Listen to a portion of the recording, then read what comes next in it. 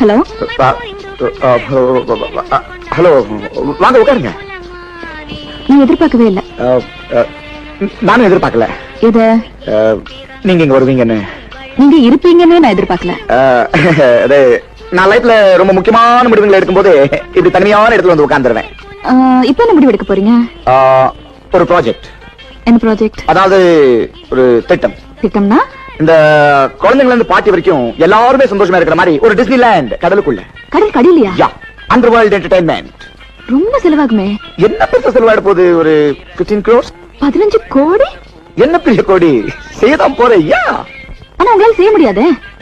ஏ, என்னால முடியாதுன்றீங்களா? நீங்க தான் செத்து போயிட்டீங்களே. மயிலை ரங்கநாதன் தானே நீங்க? ஆமா. நேற்று இரவு மாரடைப்பால செத்து போயிட்டீங்க.